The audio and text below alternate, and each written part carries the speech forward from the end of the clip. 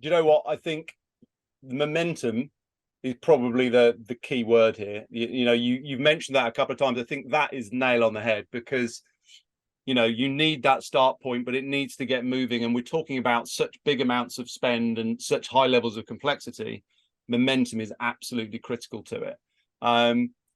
If you look at the market as a whole and where it's going now, I mean, you and I are talking about the art of the possible and where this stuff can go.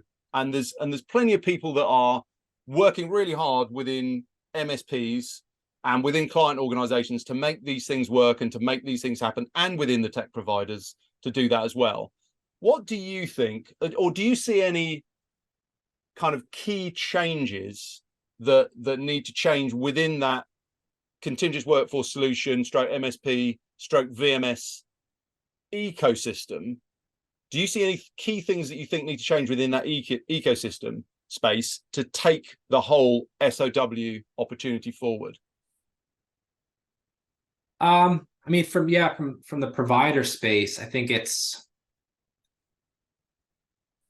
starts with a tech stack, right? A reasonable one that meets the capability or the capacity of what a client has, ultimately meets their needs from a capacity and capability standpoint. Excuse my phrasing there. And being able to demonstrate that, holistically to a client, and that's like, okay, great. Now, who's going to operate and manage that? And I think if the MSP is going to do that, or any type of provider, being able to easily demonstrate that capability and that capacity of that tech stack, whether it is an actual tech stack or it's just one system all in one, depending on what it is. And that's, I mean, it's not like that's not going on. Companies come in all the time. They provide the tech demo. The MSP says, oh, we can do X, Y, Z. I think one thing that could change that it takes time, though, is doing more thoughtful and thorough analysis prior to you actually beginning to implement, and knowing what, like integrations often can hold things back, because hey, our technology as a provider needs to there needs to be some build and development. It turns out the client side does too.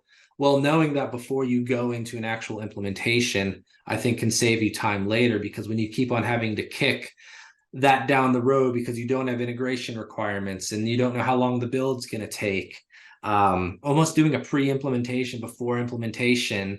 It's actually an article I'm working on right now. Is, yeah, it's extra time, extra cost, money, but what it saves you later can be a big difference, particularly when you're trying to dive into something more complex, a statement of work. Even with the best rigor, methodology, and whatnot, there needs to be some additional, I think, forethought to it to better set up the implementation for success. So I think being able to navigate that water before the water gets too choppy, I think can save you time and money later. Some companies do that better than others. It's like, hey, we signed the contract on Monday, bam, kick off on Tuesday. Well, boy, how could you do that?